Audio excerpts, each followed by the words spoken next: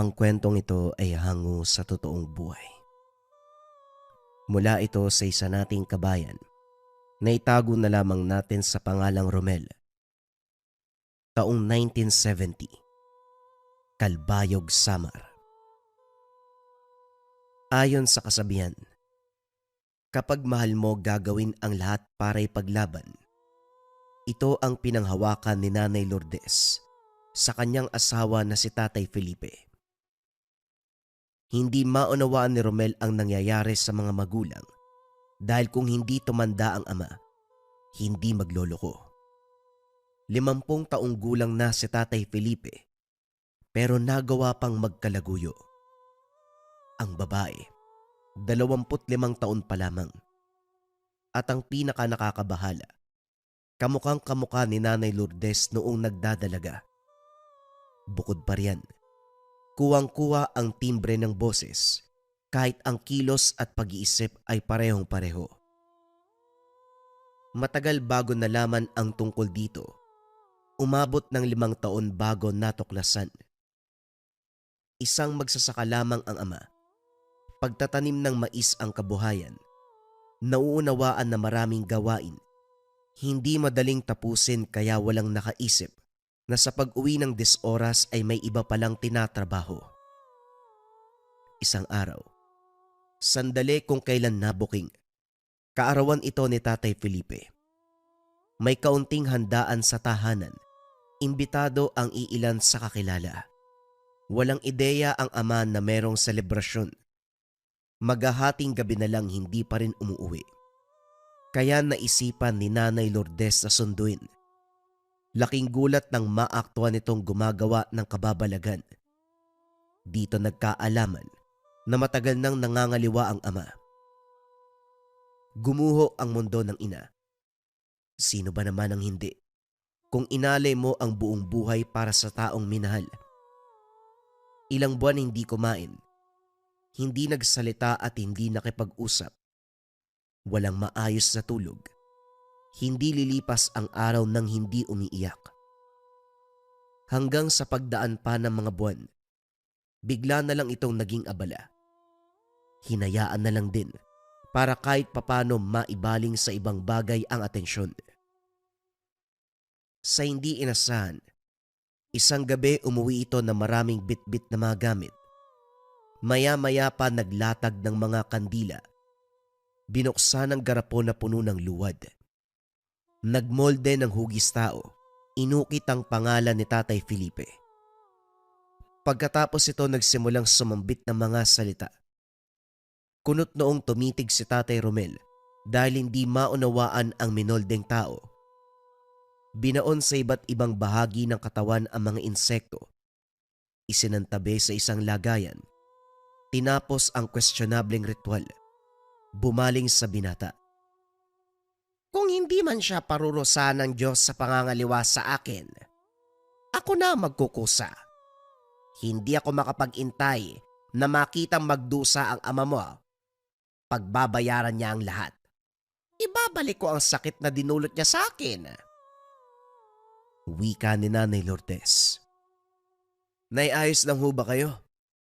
Ngayon lang, hindi ko na kayo kilala. Ano po ba ang ibig niyong sabihin? Anong magdurusa si tatay? Bakit do kayo nagkakaganyan at saka? Ano-anong mga gamit yan? Yung ginawa niyo, ano yun? Anak, hindi mo naiintindihan. Gusto kong pagbayarin ang ama mo sa ginawa niya sa atin. Nagtaksil siya. Pinagtaksilan niya tayo. Sumama sa babaeng mas bata sa kanya at sa halip na humingi ng tawad, pinagtanggol pa at nakipagtanan.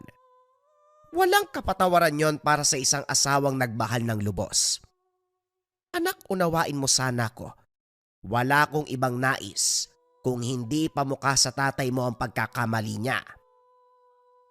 Nay, sa pagkakaunawa ko, hindi na ito ang tamang paraan. Hindi ito pagbabayad. Kasalanan ito kasi kulam na ang ginawa mo. Wika ni Romel habang pinasadahan ng tingin ang mga kagamitan.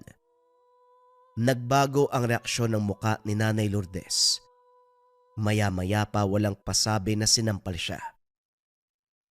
Kagaya ng sinabi ko kanina, kung hindi paparusahan ng Diyos ang pagtataksil ng ama mo, ako na mismo magkukusa. Darating din ang araw na babalik siya sa akin para makiusap. Tignan natin. Napailing si Romel. Hindi makapaniwala na magdudulot ng ganitong klase ng resulta ang ginawang pagtataksil ng ama. Hindi mapigilan ang ina. Buo ang pasya na pahirapan ang dating asawa. Magmula sa sandaling iyon, walang araw ito na hindi nagkulong sa silid. Hindi para parusahan ang sarili, kundi magsagawa ng ritual. Paulit-ulit hanggang sa masigurado na nagbunga. Hindi naglaon. Nabalitaan ni Romel ang kalagayan ng ama. Pinatawag siya ng kalaguyo para magpatulong. Naabutan nitong nakasalampak sa sahig. Iniinda ang pananakit ng iba't ibang bahagi ng katawan. Sa napapansin ni Romel, ang mga binti nito ay nagsimulang magkaroon ng bitak-bitak. Yung bang, parang lupa na nasobrahan sa pagkatigang. Nangangamoy luwad. May ideya naman ng binata kung ano ang nangyayari. Pero ang makita sa aktwal ang resulta ng ritual. Hindi inasahan.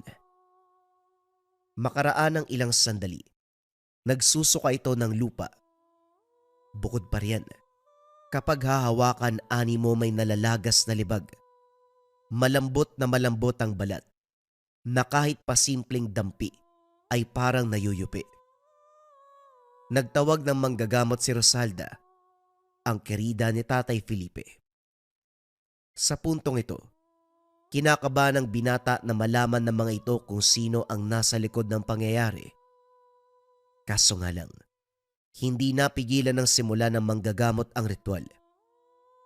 Habang nakikinig, hindi mapakali, lalo na nang banggitin ang dahilan ng kaganapan. Kinulam itong si Felipe. Kakaiba ang pamamaraan dahil isa itong mataas na uri ng kulam na kung tawagin ay sagpak. Isang uri ng kulam na gumagamit ng luwad at lupa bilang representasyon sa kanilang biktima. Kaya kung mapapansin nyo, parang may lupa ang katawan ni Felipe. Maging ang pagsusuka meron din. Wika ni Mang Andoy, ang manggagamot. Pwede ho bang malaman kung sino ang mangkukulam? Walang hiya siya. Wala naman akong ginagawa para gawin niya ito sa mahal ko. Mabuting tao si Felipe. Questionable para sa akin ang lahat ng ito.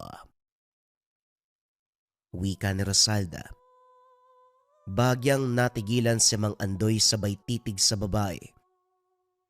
Kamot ulong sumulyap kay Romel. Naunawaan ng binata ang kaulugan ng titig na ito. Kung makasabing hindi masama, akala mo hindi mga taksil. Nga pala, pwede naman malaman pero sa kasong ito masyadong mataas ang proteksyon ng mangkukulam.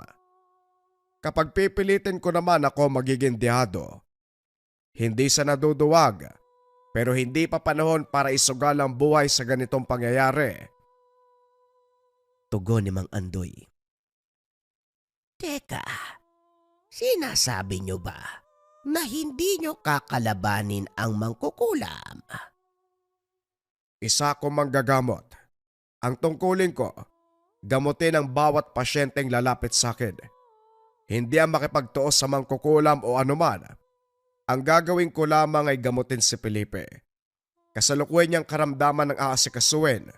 Ang iba, labas na ako. Sa kabilang banda, nahalata niya ang manggagamot na hindi gusto ang gagawin. Kaya upang malinawan sinundan ito hanggang sa tahanan. Kung tutuusin, kaya kong humarap sa mangkukulam pero pinili kong wag. Kahit bali-balik ta rin ang mundo, problema mag-asawa pa rin ito. Alam ko nangyayari sa pagitan ng nanay at tatay mo. Gagamutin ko si Felipe pero sa parte ng nanay mo hindi ako mangyangyalab. Bilang respeto na lang sa larangan ko, gagamutin ang tatay mo. Lumapit din kasi. Nang marinig ang paliwanag ng manggagamot, nakahinga ang binata. Gayunpaman, hindi pa rin mawala ang pangamba, lalo na nang malaman ng ina ang pagdulog ng ama sa manggagamot. Sa galit nito, nagtungo ng silid, sinimula ng ritual. Sa puntong ito naman, bilang tulak ng kuryosidad, pumuslit si Romel para saksiyan ang bawat proseso. Nagsinde ng mga kandila, naglagay ng luwad sa isang palayok, isinalang sa apoy habang hinahaluan ng mga sangkap. Sa bawat paghalo, sinasabayan ng pagbigkas ng pangalan ni Tatay Felipe. Sinundan ng hindi maunawa ang kataga. Inulit-ulit hanggang umusad sa kasunod na proseso. Hinango ang palayok, nilamutak ang luwad, hinulma sa hugis ng tao, inukit ang pangalan ng ama. Binudbura ng lupa ang katawan. Hindi lang yun. Tinahi ang bibig gamit ang karayom at sinulid. Binuhol ng maayos ang sinulid at sakay tinabi. Patuloy sa pagsambit ng nakakakilabot na salita hanggang sa natapos ang ritual. Panay sa pagbuga ng hininga si Romel, pilit na pinapakalma ang namumuong tensyon sa kalooban. Masyado nang naguguluhan kung paano kakausapin ang ina at kung paanong tutulungan ang ama. Kahit si Tatay Felipe ang may kasalanan kung bakit nagkaganito ang pamilya nila, may parte sa kanya na nais itong makawala sa pagdurusa. Para naman sa ina, hindi masisisi kung umabot sa ganito ang pagpapasya. Biktima lang din siya, pinagtaksilan, subalit tumimbang din ang kaisipan na mali ang pagigante sa pamamagitan ng kulam. Matapos ang mahabang diskusyon ng sarili at isipan, bumalik sa tinutuloyan ng ama para kausapin. Palihim itong kinumbinsi na humingi ng tawad kay Nanay Lourdes. Ang problema, pinanghahawakan ng salita, hindi nababalik sa asawa sa kadailanang hindi na mahal. Pinaintindi ng binata ang sitwasyon, kaso hindi pa rin mapapayag. Maya-maya pa, bigla na lang itong sumigaw kasabay ng pangangate ng bibig. Hindi naglaon, nagdugo ang itaas at ibabang bahagi ng nguso. Nagkaroon ng sugat na animoy butas-butas. Dito naalala ni Romel ang ginawa ng ina. Bukod sa bibig, tumindi ang paglagas ng libag sa katawan. Sa unang tingin, libag. Pero nang tumagal buong-buong luwad, hindi lang yun. Lalong lumala ang bitak-bitak sa mga binti. Maya-maya pa nagsimulang sumuka na may halong lupa. Hirap na sa paghinga ang ama. Kaya naman nagmamadaling nagtawag ng manggagamot. Sa kabutiang palad umayos ang kalagayan matapos lapatan ng lunas. Sandali lang ha. Pasensya na kung magiging bastos ako. Felipe, hindi man lang ba sumagi sa isip mo na baka ito ang karmang inihain ni Lourdes sa ginawa mong pagtataksil? Ayokong gamutin ka dahil sa nakikita ko. Bagay lang sa iyo yan eh. Nasa mabuting pangangalaga ka na ng asawa mo, babaeng pinakasalan mo sa loob ng ilang dekada, tapos sa isang iglap, ipagpapalit mo sa babaeng ito. Pasensya na, Rosalda. Gusto ko lang sabihin ang dapat niyong marinig.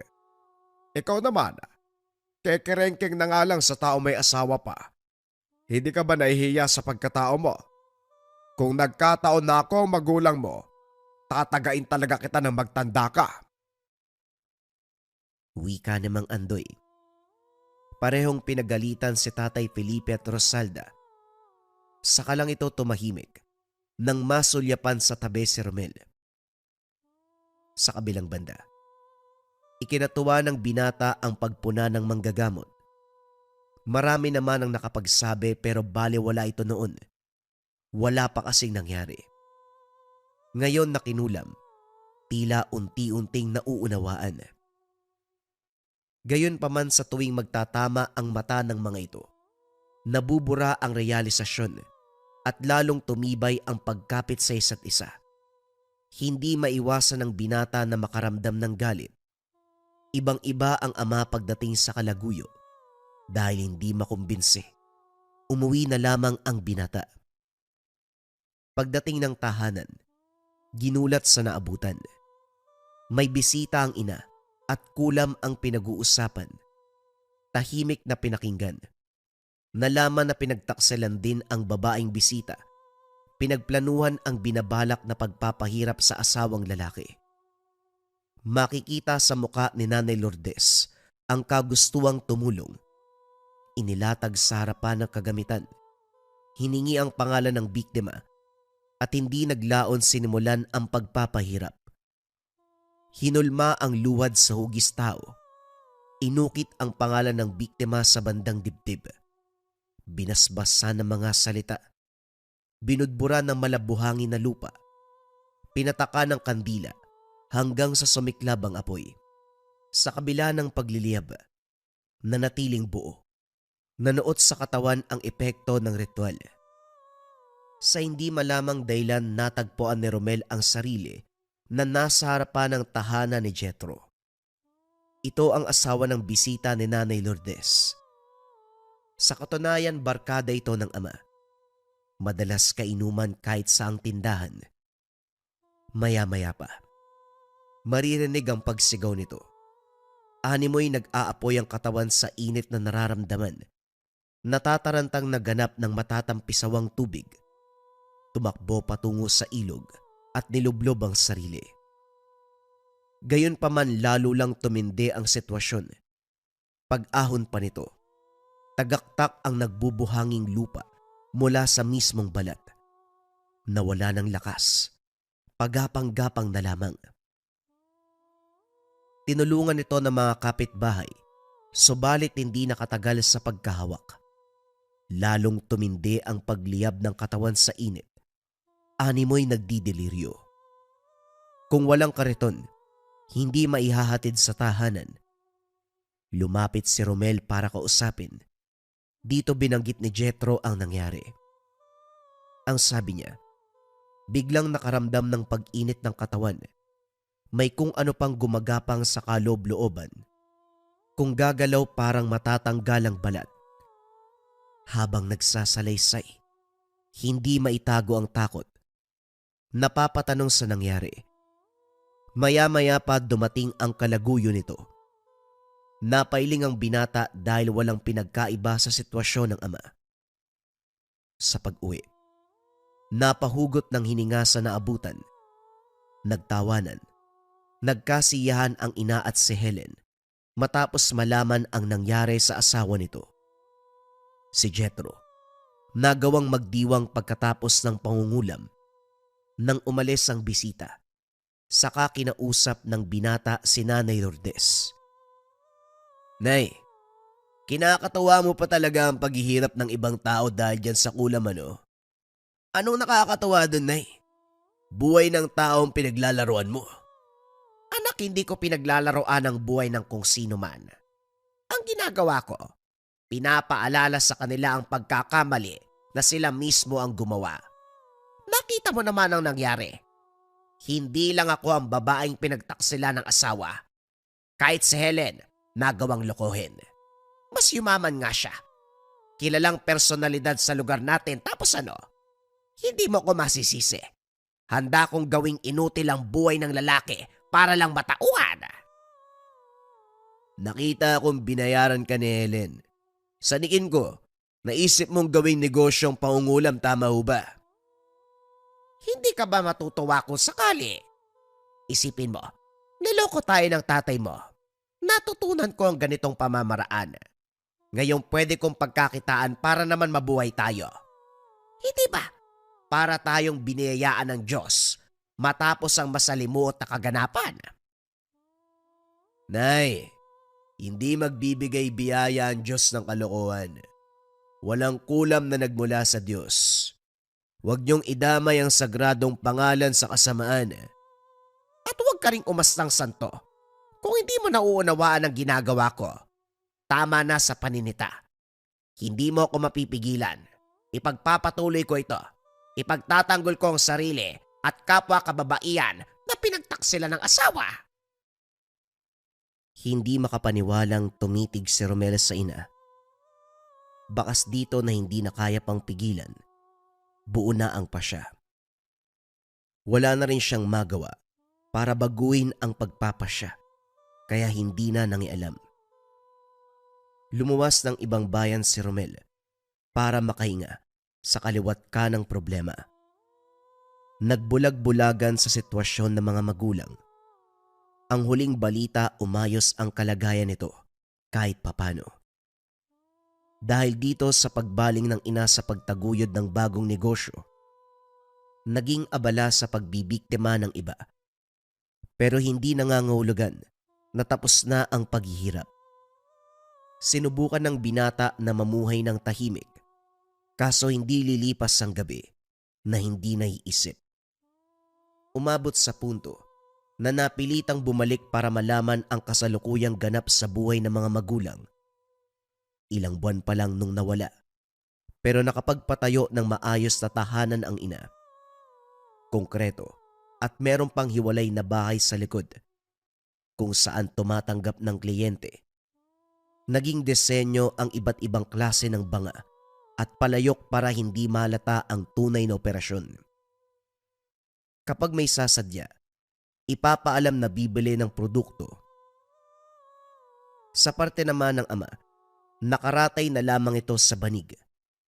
Butot balat dahil hindi maayos ang pagkain. Bakas pa rin ang sugat sa bibig. Maging sa iba't ibang bahagi ng katawan. Walang pagbabago. Naroon pa rin ang paghihirap. Sa kabila ng sitwasyon, nanatili sa tabi ng ama ang kalaguyo. Nakita ni Romel kung paanong alagaan at kung paanong mahalin pagkatapos ng pinagdaanan. Diretsang ikinumpisal na anuman ang mangyari, hindi nito ibabalik ang ama. Sasamahan sa hirap at kamatayan. Nang marinig ang sinabi ni Rosalda, may parte kay Romel na naging masaya. Bihira makahanap ng babae na tatabihan ng lalaki sa kahirapan. Kaagad ding winaksi ng binata ang ideyang ito. Dahil kahit bali-balik ta rin ang mundo, labas siya sa pamilya at isa lamang kalaguyo na sumira ng sanay masayang pagsasama. Nabalitaan ko, yumaman ang nanay mo. Hindi ko nakita na may kasama siyang lalaki. Kaya hindi ako naniniwala na nakapag-asawa muli ng mayaman. Nakakapagtaka ang biglaang pagraos sa buhay. Hindi maiwasang maisip na may illegal siyang ginagawa. Pinag-iinalaan mo ba ang nanay ko? Nasa iyo na ang tatay ko tapos ngayon, nanay ko naman ang pagdidiskitahan mo. Ako nga na anak eh. Hindi ko na-question ng pagyaman ng sarili kong ina. Ikaw pa kaya na isang kerida. Pasensya na sa sinabi ko ha. Pero sana, wag mo nang pakialaman ng nanay ko. Matanong ko lang, ano bang meron kay Tatay Felipe na hindi mo magawang pakawalan sa kabila ng nangyari sa kanya? Tignan mo, parang lantang gulay ang katawan sa dami ng sugat na walang kagalingan. Ginayuma ka ba niya para lalo ka pang dumikit? Ito ang eksaktong kahulugan ng tunay na pag-ibig. Ang pagmamahal ko sa tatay mo ang dahilan para hindi ko siya iwan. Masyado kang baduy. Tunay na kahulugan ng pag-ibig sa paraang mali.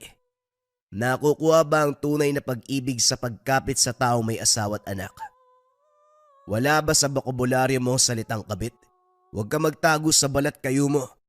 Matanda ka na. Hindi mo ko magawang punahin dahil kawangis ko ang nanay mo. Yan ang dahilan kung bakit hindi mo ko masumbatan noon, hindi ba? Matagal bago ka humarap sa akin para pag-usapan ng bagay na to. Natahimik si Romel. Tama ang babae. Ang pagiging hawigsay na ang dahilan kung bakit hindi kagad nasumbatan. Natapos ang usapan, naibaling ang pansin na mag-inda ang ama. Nang lapitan, hindi na maitsura ang pagmumuka. Natuyo at nagbubuhangin ang balat. Nagbitak-bitak. At higit sa lahat naglalabas ng ungol. Yung bang tunog ng paghingang malalim. Ilang ulit ginawa hanggang sa nalagutan ng hininga. Sa puntong ito, hindi nakakilos si Romel sa kinakatayuan. Nablangko ang isipan habang nakatitig sa walang buhay na ama. Nang sumbatan ng ina, hindi siya inawat habang naglalabas ng galit. Lalong nadagdagan ang emosyon ng binata nang makita ang pagngiti. Napatitig na lamang nang sabihin nito ang katotohanan. Hinintay ko ng ilang buwan ng ama mo. Pero imbis na bumalik sa akin para humingi ng tawad, pinagmukha pa na mas mahalang kirida niya. Sige, gusto niyang lumayo sa akin. Sa atin pues. Tinulungan ko siya na mas mapalayo pa.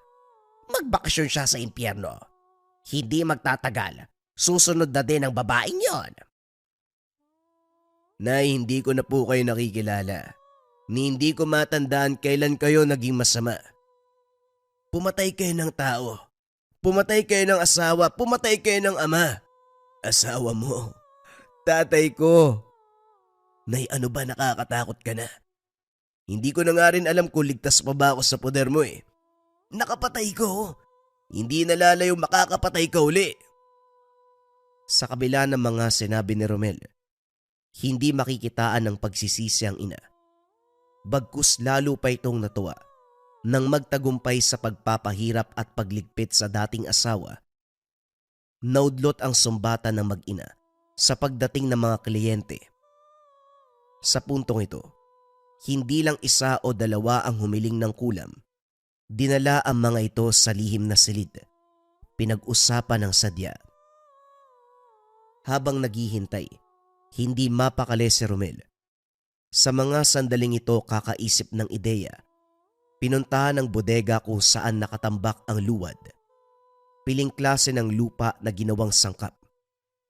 Tinangay ang mga ito at inilibing sa kakawian. Nakahinga ng maluwag pagkatapos. Umasa sa pagkawala ng pinakaimportanteng sangkap matatapos ang kasamaan ng ina. Sa tahanan na rin muna nanuluyan upang mabantayan ang kilos. Hindi inasahan na makalipas ang ilang oras. Matutunton ang pinaglagyan ng luwad at lupa. Malalim ang pagkakalibing pero nagawa pa rin kunin. Napapatanong kung naaktuhan ba siya habang pinupuslit. Masyado nang masukal ang bahaging iyon pero natuntun pa rin. Maya-maya pa ay nagkasagutan na naman. Sa puntong ito galit na galit ang ina. Hindi makontrol ang sarili sa pagsambit ng masasakit na salita hanggang sa napuno at nasagad si Romel. Sa uli, piniling lumayo at lisanin ang tahanan. Sa pagdaan ng taon, umuwi si Romel nang mabalitaan ang nangyari sa ina. Hindi na rin nagulat nang maabutan ang kalagayan. May diferensya na sa katawan matapos balikan ng kulam. Humina rin ang negosyo dahil hindi magawang tapusin ang isang ritual. Kagaya ng nangyayari sa biktima nito, nagmistulang lupa ang balat. Nagbubuhangin na kahit kaunting galaw ay tumatagaktak. Binanggit ng binata na baka kinarma ito sa lahat ng kasamaan. Hindi tinanggap ang sinabi. Nasampal pa. Pinanghawakan ang paniniwala na biktima rin siya ng kulam. May lakas pa ng loob na hanapin kung sino ang may kagagawan. Sigurado ako na may nambiktima sa akin. Mangkukulam din ako. Kaya may ideya ako sa pangyayari. Mahuli ko lang kung sino yan. Hindi ko bubuhayin. Nay, lalo lang lalala ang sitwasyon kung magpupumilit kayo. Ito na ang resulta ng kasamaan nyo. Kung hindi kayo pumasok sa pangungulam, hindi tayo aabot sa ganito. Kung sana hinayaan na lang si tatay na sumama sa babaeng yun, matiwasay sana ang pamumuhay natin. Hindi mo kasi matanggap na ayaw ni tatay sa'yo eh. Inipon mo ang galit imbis sa kalimutan at ang pot ng pag-udyok na gumawa ng kasamaan. Tignan mo, ito ang nangyari. Huwag kang magsalita dahil wala kang alam. Sandali, kinakampihan mo ba ang kabit na yon? Ako ang ina mo, Romel. Sa akin ka kumampi. At kailan pa ako kumampi sa kasamaan? Nagsisisi nga ako na kinonsinti kita eh. Nagsisisi ako na hindi ko ginawa ang lahat para pigilan ka. Nagsisisi ako na pinapanood kitang gumawa ng ritual para kulamin ang tatay ko. Magmula nang matuto ka sa gawaing ito, wala na akong ina. Nawala na si Nanay Lourdes na isang mabuting tao. Nagtayo ka ng ilegal na negosyo. Inimbitahan ng kung sino-sino para kulamin ang kaaway o may atraso sa kanila. Tumulong ka sa pagpapalaganap ng kasamaan. Hindi na ikaw ang Nanay Lourdes na nakilala ko. Niwala na akong ideya kung sino ang kaharap ko. Gayon pa man tumawa lamang ang ina. Baliwala ang sinabi. Hinatid na lamang ito ng tanaw habang naglalakad patungo sa silid. At kagaya ng inasahan, nagsagawa na naman ng ritual. Nakailera ang mga banga na puno ng luwad at lupa. Sumingaw ang init dahil sa dami ng kandilang nakasindi. Hindi lang isang hinulma. Hindi mabilang ang minoldeng hugis tao. Sa isang ritual, sinabay-sabay ang mga ito. Hindi na kaya ng saksiyan ang kasunod na kaganapan dahil tumindi ng tumindi ang nakakakilabot na pakiramdam. Nang nakalayo na, saka naman sumigaw ang ina. Nang balikan ay naglupasay. Tumindi ang kalagayan ng balat. Animoy mabibiyak ang hiwa. Pulang-pula ang nakikitang laman. Bukod pa roon, panay tagaktak ang nagbubuhanging balat. Nang tumagal, nagmistulang inipon na lupa. Tarantang-taranta si Romel. Panay na lang sa paglakad sa harapan ng ina. Hindi makapag-isip ng maayos. Habang pinapakinggan ng daing, namalaya na lang ang paggapang ng ina palapit sa palayok. Dumakot ng luwad. Inihipan ng dasal at saka isinubo. Makalipas ang ilang sandali, umayos ang pakiramdam. Habang nagpapahinga ang ina, nakatitig ang binata sa nakailerang palayok. Luwad at piling klase ng lupa ang laman. Ordinaryo kung titignan, pero sa mata ng isang mangkukulam, kagaya ng ina, isa itong espesyal na sangkap, bagay na gustong maunawaan ni Romel. Sa kuryosidad, ginaya ang nakikita sa ina. Nagsinde ng kandila, hinulma ng hugis taong yari sa luwad, natigilan pagkatapos. Inisip ang mga salitang sinabi ng ina. Nang maalala, ginaya na rin. Makaraan ang ilang sandali. Nang mapagtanto ang ginawa, kagad ding tinigil. Nahinto ng masulyapan ng ina. Makahulugan ang ngiti habang nakatitig. Kinakalaban mo pa ako, pero nais mo rin palang matutunan. Gusto mo bang turuan kita?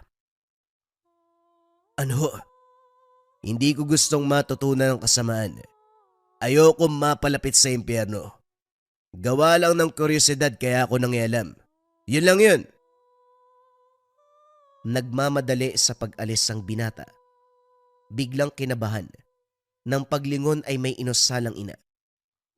Naramdaman ang kakaibang epekto nito. Nakaligtas naman bago kumapit ang epekto. Aalis na sana nang mapansing may umaaligid sa tahanan. Malapit sa kakahuyan ang bahay at mula roon tanaw ang anino. Palipat-lipat ng pwesto hanggang sa maging komportable. Maya-maya pa napansin na merong tinatahi. Hindi nagtagal maririnig ang paghiyaw ni Nanay Lourdes.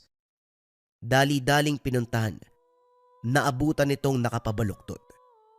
Hinahampas ang ulo, iniinda ang pananakit. Nang lapitan biglang sumuka ng luwad. Dito naunawaan ng binata ang nangyayari. Nang balikan ng tingin ang anino sa kakawyan, malinaw na nasipat ang hawak-hawak. Isang manika na paulit-ulit pinupukpok ang ulo. Dali-daling binuhat ang tapayan na puno ng luwad at pasimpleng hinagis sa direksyon. Hindi inasang may tataboy sa ganitong paraan. Nang balikan ng ina, ngumunguya na ng lupa. Pinahiran ng luwad ang noo, sabay sambit na mga salita. Nang may masmasan, dali-daling sinuri ang minoldeng hugis tao. Kinuha ang isa na may nakasulat na pangalan, nakalaguyo ni Tatay Felipe. Hindi maunawaan ang pagngisi ng ina. Walang pasabi na nagsimula ng ritual. Sa puntong ito, pinatutungkulan ng ritual si Rosalda. Inukita ng pangalan ang bawat minoldeng manika. Hindi lang pagtahi, sa iba't ibang bahagi ng katawan ng ginawa. Binuhay pa ang isa. Tulalang sinundan nito ng tingin habang naglalakad palabas. Ilang ulit kumurap sa pag-aakalang namamalikmata. Subalit totoong-totoo ang nakikita. Hindi na kailangan pang magtanong dahil ina na mismo ang nagsalita. Sinasabi ko na nga ba? May sumusubok sa akin. Nakita mo naman na merong umaaligid kanina, hindi ba? Nang tignan ko ang hinulma, pangalan ni Rosalda ang may bakas. Walang duda, siya ang kumulam sa akin. Ngayon tikman niya ang ganti ko. Hindi pala, pagdusahan niya ang ganti ko. Yung minolde mong luwad. Anong gagawin nun? Bakit gumalaw? Bakit naglalakad? Saan pupunta yun? Huwag mo sabihin sa akin may papatayin ka na naman. Nay, hindi ka ba nadala sa ginawa mo kay tatay at sa iba mo pang kinulam? Kung hindi mo pinaparusahan, pinapatay mo. Manahimik ka, Romel. Wala kang pakialam kung papatayin o bubuhayin ko ang sinuman. May atraso sila. Gagawin ko ang lahat para pagbayarin sila. Kung si Rosada naman ang pag-uusapan, hindi ba nararapat din siyang makatikim? Inagaw niya sa akin ang tatay mo. At ngayon marunong na siya ng ipinagbabawal na karunungan. At hindi lang basta marunong, binibiktima niya ako. Nay, pwede bang tama na? Hindi ko na alam kung paano ka pakikisamahan.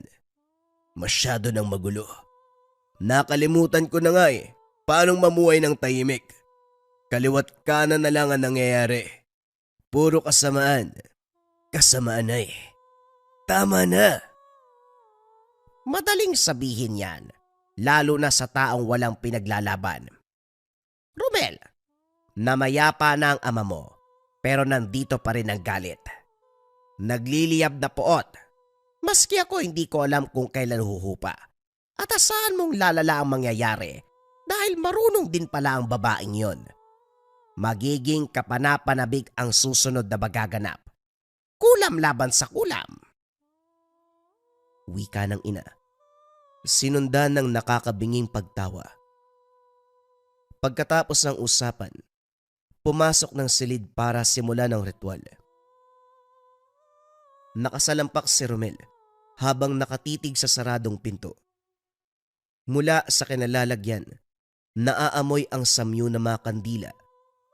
Naririnig na rin ang pag-usal ng mga salita.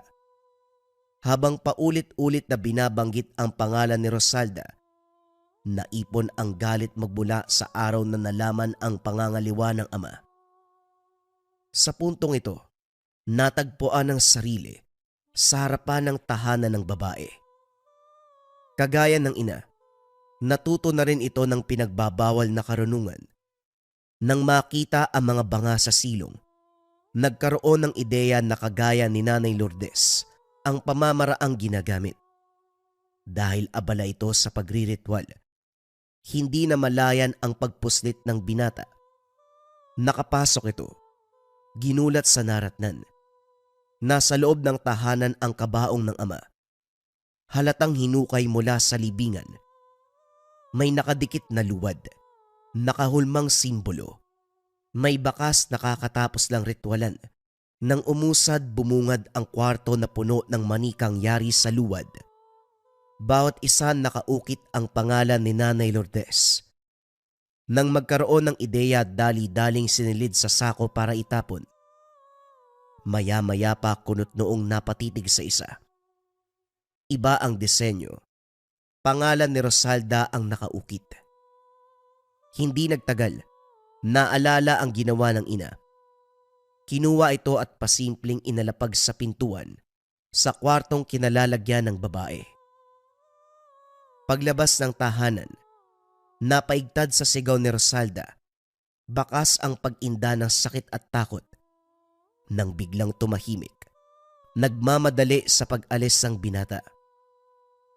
Kinabukasan nabungaran ang tagpo kung saan nakatitig si Nanay Lourdes sa durog na luwad. Aniya, ito ang minoldeng hugis ng tao na pinadala sa tahanan ni Rosalda. Nang masulyapan ang braso nito, napansin ang kakaibang bakas. Nagbukang luwad ang bahagi ng balat. Bitak-bitak naman, lalong lumalim ang hiwa. Hindi man makitaan ang reaksyon ang inabuhat dito, may epekto pa rin.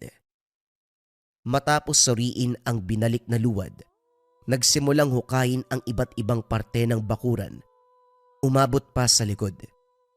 Bago makapagtanong, nahugot mula sa ilalim ng lupa ang isa pang manika.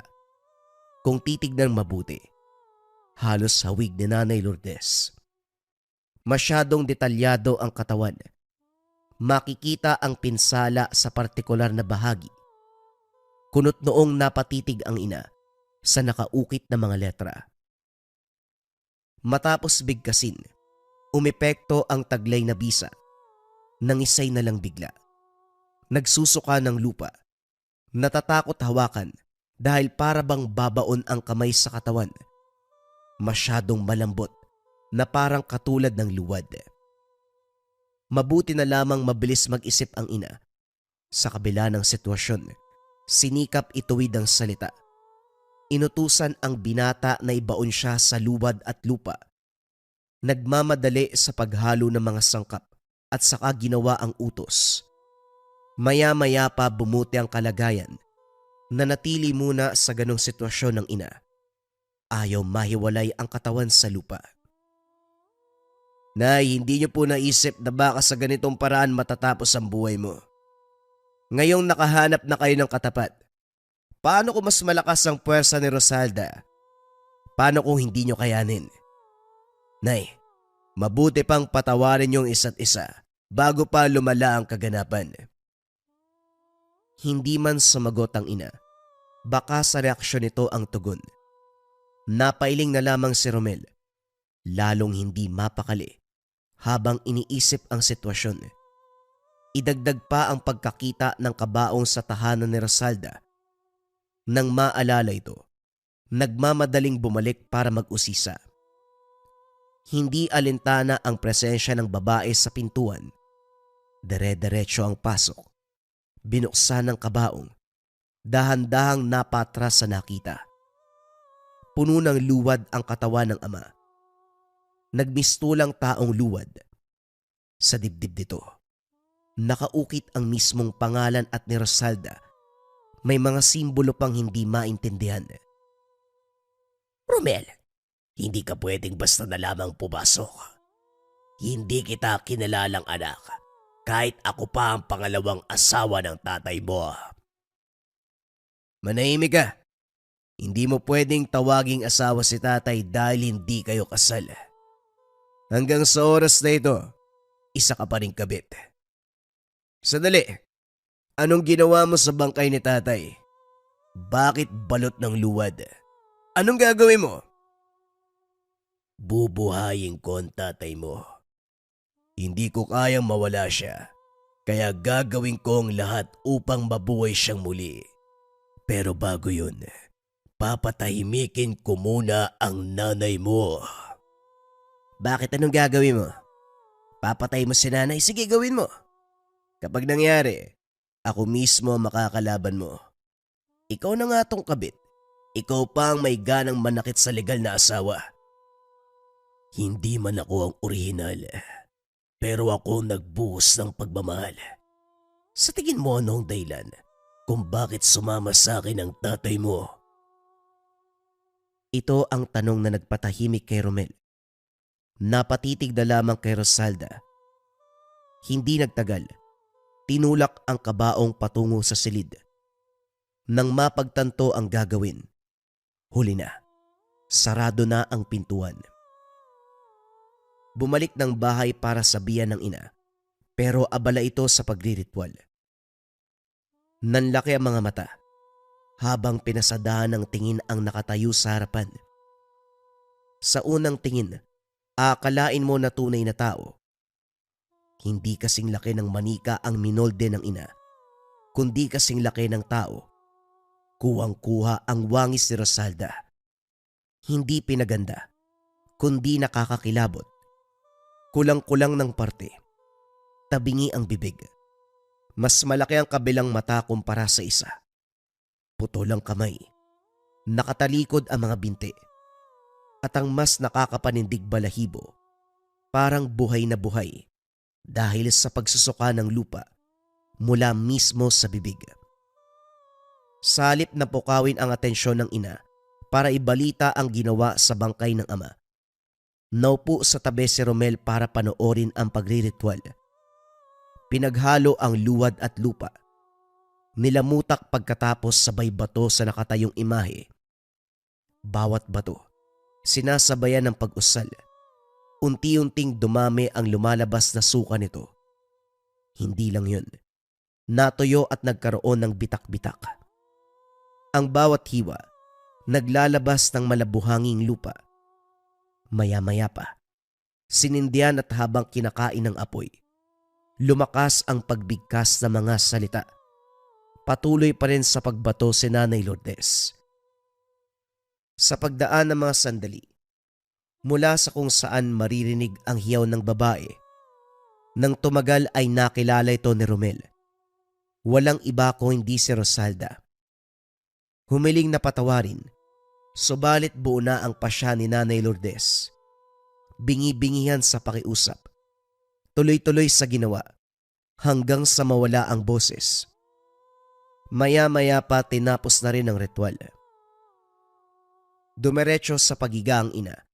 Tinakpa ng katawan niya ng luwad at lupa. Mahabang oras ang ginugol at sa sandaling tinanggal ang mga ito, hindi na makitaan ng anuman. Nawala ang bitak-bitak. Bumalik sa normal na kondisyon ng lahat.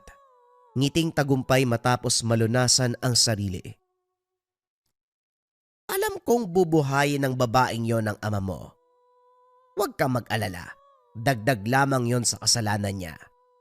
Dahil hindi mabubuhay ng sakpak ang sino mang patay. Isa lang itong uri ng kulam na magdudulot ng kamatayan, hindi pagkabuhay. Hayaan mo siya mag-eksperimento. Yun kung magagawa pa niya. Nang maintindihan ang sinabi ng ina, nagmamadaling pinuntahan ang tahanan ni Rosalda. Muli na namang nagulat sa nakita. Nasaksiyan kung paanong tinanggal ni Rosalda ang balat sa muka. Lumitaw ang tunay na itsura. Isang matanda na kulubot ang muka. Nang hina nang makilala kung sino. Ang matanda na nooy usap-usapan na nagkagusto sa ama ng kabataan, si Aling Pasing. Dito naalala ang minsan nang narinig tungkol sa matanda. Meron itong karunungan ng mapagtanto. Hindi na nagtaka sa naging takbo ng pangyayari. Hindi na rin tumuloy ang binata, takot na maging biktima nito. Hindi lumipas ang araw na walang naganap na paglalaban. Hindi man personal na nagkaharap, tuloy-tuloy pa rin ang pagtutuos sa pamamagitan ng ritual. Magdamag si Nanay Lourdes sa pagriritual. Naubos ang ilang banga ng luwad at lupa sa paghulma ng estatwa. Lahat ng ito, pangalan ni Aling Pasing ang nakaukit. Hindi na rin kailangan sabihan dahil alam na ng ina ang tunay na pagkatao. Sa pagsisimula pa lang ng ritual, isa-isang nadurog ang minolde. Hindi ginalaw. Sadyang natunaw matapos ang pag-usal. Maya-maya pa nilamutak lahat. Isinilid sa palayok na nakasalang sapoy. Nang hanguin, hinulma muli. Sa pagkakataong ito mas malaki, mas matangkad, mabilis ang pagmolde. Nasa harapan na ang kamuka ni Aling Pasing. Sa isang banga naglabas ng panibagong timpla. Iba ang kulay nito. Itim. Hinaluan ng mga sangkap at ng handana. Binalot ang katawan ng matanda. Binuhusan ng likido sabay sindi. Habang nag-aapoy, tinatahi ang iba't ibang bahagi. Ni hindi man lang napasong ina. Maya-maya pa nagtimpla na naman ng panibago, lupa at iba pang sangkap. Pagkatapos isaboy, lalong lumiyab ang apoy. Sa muling pagdistansya ni Nanay Lourdes, puro orasyon ang namutawi sa bibig. Sinasabayan ng pagguhit ng simbolo na luwad. Makaraan ng ilang sandali, kusang gumalaw ang estatwa, parang may sariling buhay. Umaayon ang reaksyon sa kaganapan, sumisigaw sa pagkapasok, nagpupumilit makawala sa kinakatayuan. Kung hindi lang nakapako ang mga paa, kanina pa ako maripas ng takbo. Nang matapos ang pagsambit ng mga salita, humugot ng patalim si Nanay Lourdes. May inusal na kataga, sabay saksak. Sa pagbaon ng patalim, nawasak ang estatwang luwad. Nakita mo na, kahit binalot ng kasamaan ng pagkatao ko, tumulong pa rin ang pagkakataon para malupig ko ang taong naging dahilan upang magkaganito ko. Inaral ko ang pamamaraan para gamitin sa taong umagrabyado sa akin. Ngayong nagawa ko na, nagawa ng maayos. Maganda ka ng libingan. Laliman mo ang hukay para masiguradong mabaon ang kasamaan ni Aling Pasing. Kagaya ng sinabi ni Nanay Lourdes, nasawi ang matanda. Naabutang wala sa ayos ang kalagayan ng katawan, katulad ng unang estatwa na hinulma. Sa sahig nagkalat ang pinaghalong lupa at luwad. Mula ito mismo sa katawan ni Aling Pasing. Matapos may balot sa tela, isinakay sa kariton, dinala sa libingan. Sa kabila ng lahat, naguguluhan pa rin si Romel. Kahit anong isip, bumabalik pa rin ang tanong kung paanong nagsimula ang mga kaganapan. Hindi lang pamilya ang naperwisyo, maging ang mga tao na lumapit sa ina para magpakulam. Nilisan niya ang lugar, kasabay ng paglakad palayo. Ito din ang pagiling na sana itapon ng ina ang natutunan sa kulam. Nang sa gayon, hindi na madugtungan ang kasamaan nang siya ay pagtaksilan ng asawa nang dahil sa kabit. Kumusta mga kabayan? December 1 na, available na uli ang pabasa, pamana at basbas. Paliwanag ko muna kung para saan ito mga kabayan. Unang proseso, ang pabasa. Kapag nag-order ka nito kabayan, hihingiin namin ang pangalan mo at taon ng kapanganakan. Ipapadala yan sa Negros. 6 na antengero o antengeros del Negros ang magbabasa ng iyong kapalaran. Ilalagay dito yung readings, mababasa mo specific para sa iyo kabayan ko. After ng unang proseso, pabasa, kung ano ang lumabas sa pabasa, kung ano ang kailangan mo, yon ang ibibigay sa ating pamana. Kung kailangan mo ng swerte, yon ang ibibigay sa iyo. Kung kailangan mo ng depensa espiritual, yon ang ibibigay sa iyo. Kung kailangan mo ng pangkalusugan ang ibibigay sa iyo, kabayan ko. Ito ay nakadepende sa ating pabasa.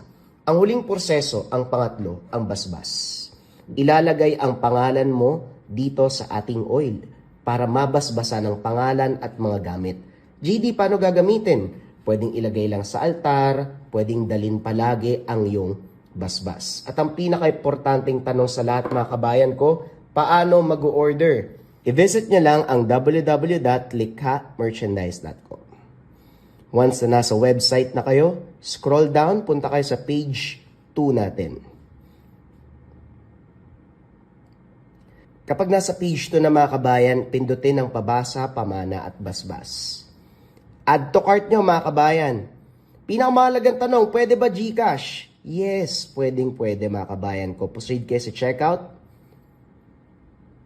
Kapag nasa checkout na kayo, i-fill out nyo lang lahat ng form mga kabayan ko. Lagyan nyo lang yan. Info. After nyan, piliin nyo ang send it option mga kabayan para lumabas ang other payment options. Pay now. After pay now, lalabas na ang different payment options. Pili na lang kayo. Cebuana, LBC, Maya, GCash, GrabPay. Ganun lang kasimple mga kabayan ko. Limited stocks only. Kung interesado kayo, visit nyo na ang www.likhamerchandise.com. Kamerchandise.com. Kamerchandise.com. Kamerchandise.com. Kamerchandise.com. Kamerchandise.com.